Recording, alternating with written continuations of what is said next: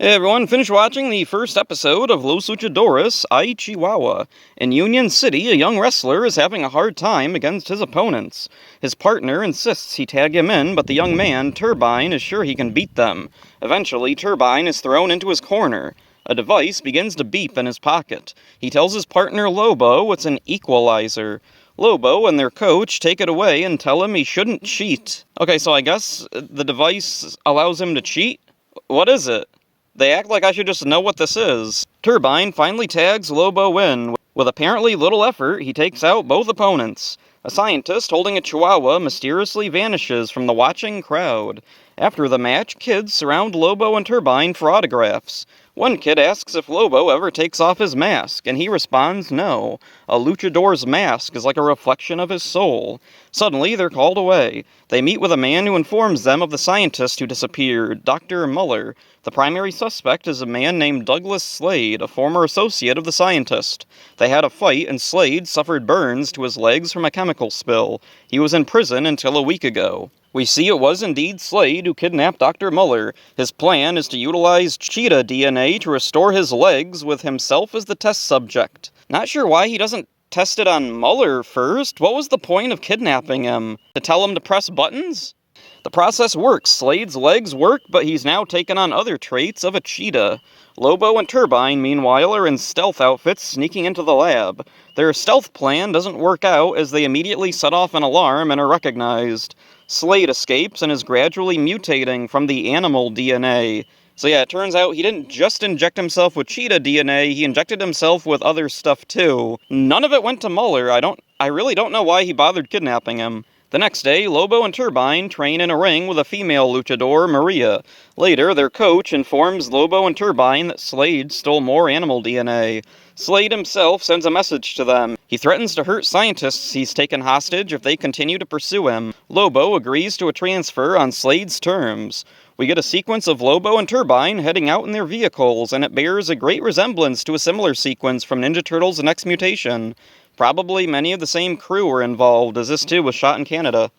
Lobo and Turbine make it to the location. Slade reveals he's used the animal DNA to mutate the hostages. He now plans to take the DNA of Lobo.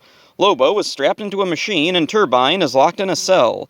Lobo sees Slade grow agitated when he steps in a puddle caused by a leaking pipe. This gives Lobo an idea he must announce out loud for the stupid baby audience. He kicks a nearby chair into a water tank, drenching Slade. In the ensuing confusion, he breaks out of the machine and frees Turbine. Together, they fight off Slade's minions. Lobo is caught by Slade, but Turbine temporarily blinds him with the equalizer, which can shoot light beams, apparently. Oh. So is that what he was going to do earlier? Wouldn't have people in the crowd noticed he was shooting light at someone's eyes? Lobo slams Slade down on the machine. It activates and takes away the animal DNA Slade acquired. The nearby Chihuahua is zapped by the energy runoff. Lobo and Turbine tell Maria about their adventure later. Back in the lab, we see the Chihuahua emerge from the wreckage with its eyes glowing pink. This is a pretty good premiere. The only issue is Maria. She feels like she was added in after the show was already done. Probably because she was. All her scenes are either separate from everyone else or could be cut without affecting the plot. I think that maybe she was intended to be in the show, but just introduced later, but then they moved up her introduction for some reason. I like the reverence luchadors are treated with. It's kind of weird that all the luchadors we see are white, but whatevs.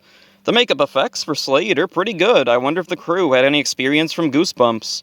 The tone of the show was similar to the old Adam West Batman show. I think it was probably a big influence on it. The main hero, Lobo Fuerte, was played by Maximo Morone, or Morone, whatever. In the past, I've seen it said he was best known for CSI. I assumed he was a main character or something, but according to IMDb, he was actually only in a single episode. His last role was in 2008, and it looks like he's retired. Turbine was played by Levi James. He had roles here and there until 2016. No idea if he's retired or just doing something else now. Maria Valentine was played by Sarah Carter. She's still acting today and has roles in some big movies. The coach, Laurent, has the most credits of anyone here. He has an extensive career in video game voiceover. He voiced Pete in several Disney games and also played Pete in Disney's Prince and the Pauper. Throughout the 80s, he voiced some iconic cartoon characters. He was Devastator in Transformers and Destro in the G.I. Joe movie. Los Luchadores was a lot better than I remembered. I'm looking forward to watching the rest now. So that's it for this one. Hope you enjoyed it. See ya. Attack this! Stop him! What am I gonna do?